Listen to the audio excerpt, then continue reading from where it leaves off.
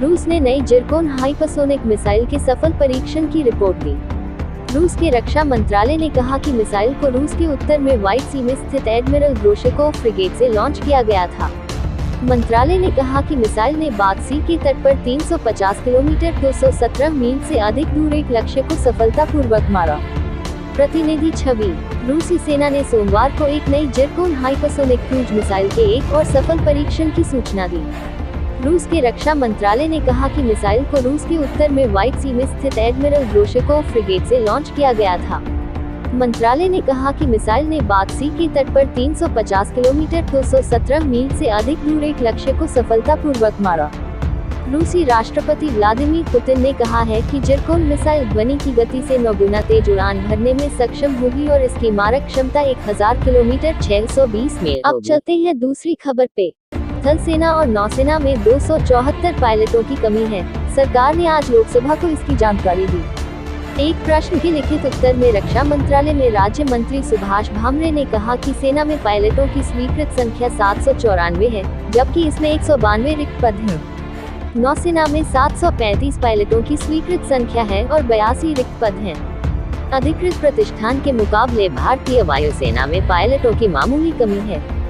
हालांकि भारतीय वायुसेना में उपलब्ध ताकत मौजूदा परिचालन आवश्यकताओं को पूरा करने के लिए पर्याप्त है, उन्होंने कहा।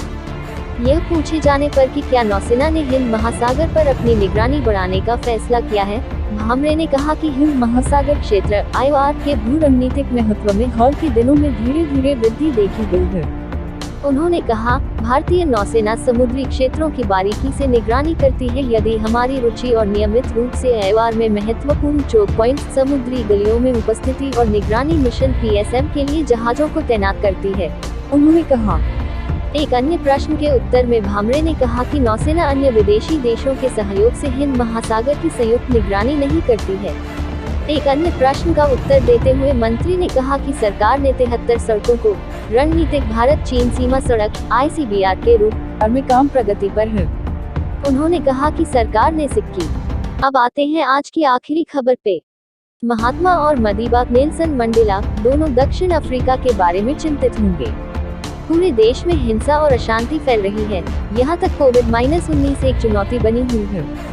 राष्ट्रपति जेकब जुमा की गिरफ्तारी के बाद भ्रष्टाचार के आरोपों और अदालत की अवमानना लेकर भड़की हिंसा ने 100 से अधिक लोगों की जान ले ली है। पहले से ही संकटग्रस्त अर्थव्यवस्था के प्रकाश में बढ़ती बेरोजगारी दर और गरीबी के साथ हिंसा ने अपनी जान ले ली है। इसके देश और भारत के लिए भी महत्वपूर्ण परिणाम हो सकते हैं, क्योंकि यह वैश्विक मंच पर भागीदारों की तलाश करता है। दक्षिण अफ्रीका में सरकारी सूत्रों ने कहा है कि विरोध प्रदर्शनों पर आपराधिक और असामाजिक तत्वों ने कब्जा कर लिया है।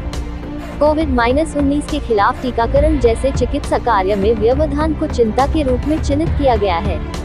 दुनिया घबराहट से देखती है। परंपरागत रूप से भारत और दक्षिण अफ्रीका के बीच समान औपनिवेशिक अनुभव